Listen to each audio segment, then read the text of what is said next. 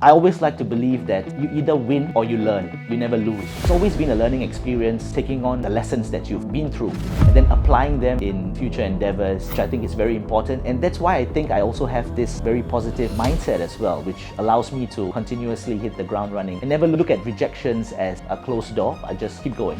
I mean, doing good while earning a return. Now, I think that's a wonderful, wonderful concept. The ability to make a difference to someone, let alone a larger community.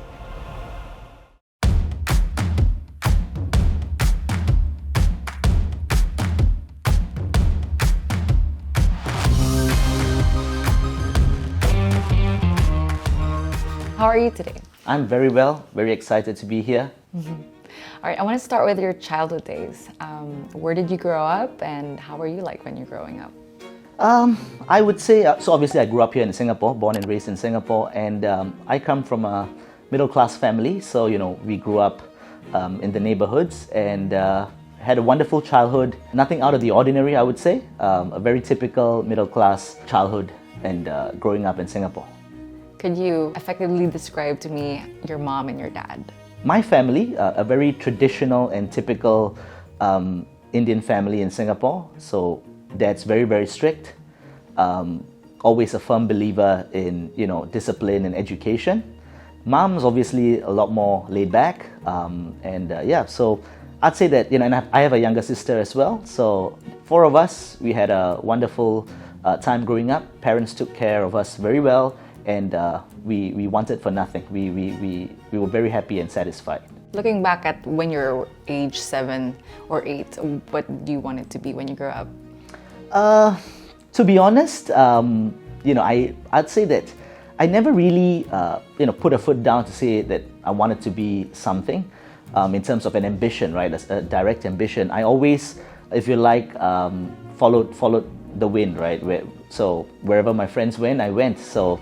And that's why I'd say, like for example, in school, what I studied, it's not obviously relevant to what I do today, and I think that's a very classic case of many individuals, right? So I wouldn't really say that I had something specific. I was a very contented and happy individual, I'd say. Like go with the flow. That's right, go with the flow. And your parents, did they ever expect you to be something? Typically with all Indian households, you're either a doctor, a lawyer, engineer, or you're nothing, right? So, but I'd say I was lucky in the sense that my parents never forced any of that upon me. They always let me chart my own path, and I think that's why I'm really happy where I am, doing my own thing. Did you have any family traditions? Family traditions, Dad was always out at work, working overseas, so we couldn't really do a lot of things together. That's something that I wish we had done a lot more, but it is what it is. But I think we were always close-knit, spending whatever time we could together, our weekly or bi-weekly dinners together, and I think those are the things that I still keep dear to my heart. Which were your best classes? Funnily enough, I really enjoyed my math classes. I think I always had an affinity for numbers early on, and I think that to an extent really helps me out today as well, right? Being a numbers-driven person, it's something that I always took liking to early on. Could you share with us the timeline of your career path? Yeah, sure. So I actually started off in finance, when I was still at school. So I did a degree in finance.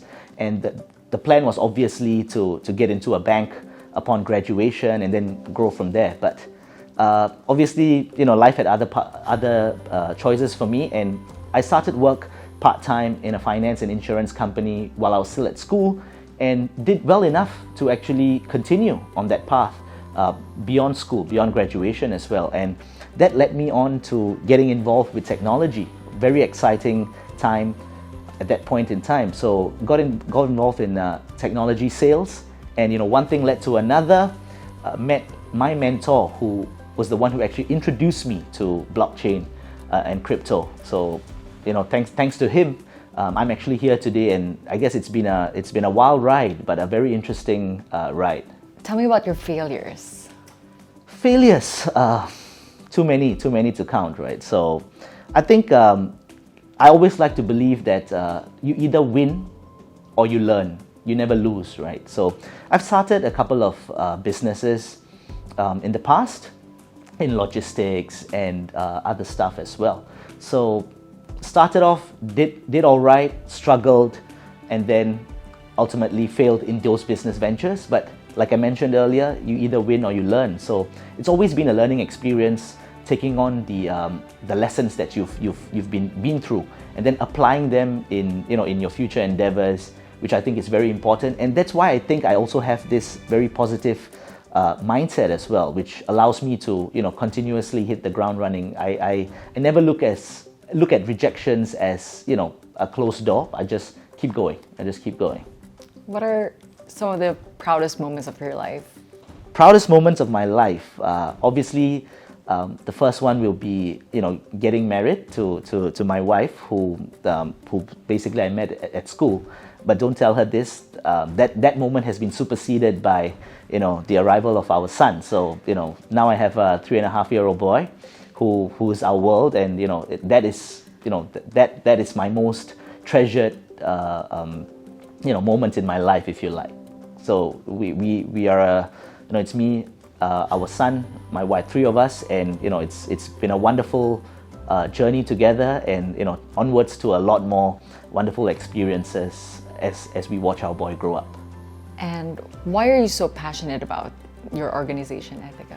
I think that when you talk about why do people get involved in business, why do you do business, why do you start a company, it's always, I think, fundamentally the reason is to make money, right? It's to generate a profit. Now, there are many ways you can generate a profit doing a business, but I think what really brought me, really got me excited and motivated at Ethica is the fact that financial returns, right, or earned returns are not just monetary. We are creating positive impact for the community that's just beyond monetary gains, right? So, doing good while earning a return. Now, I think that's a wonderful, wonderful concept, right? The ability to make a difference to someone, let alone a larger community. And I think that is the fundamental reason for my joining Ethica. And we are right at the start. The journey it's immense, and we are only at the starting line. And there's so much to do, so much to achieve, and I think it's going to be a huge, exciting journey ahead. What about Oz that resonated with you the most? So I think at Oz, what the Oz team is trying to do, in terms of the free trade zones and all that, right? It's an extremely novel concept. It's never been done before.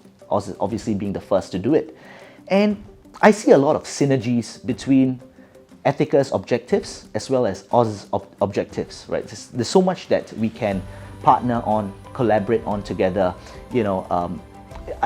Someone once told me in this industry, in the blockchain and crypto industry, it's never about competition, but always about collaboration, right? So that's very important, and I think all that synergies we can utilize and leverage upon.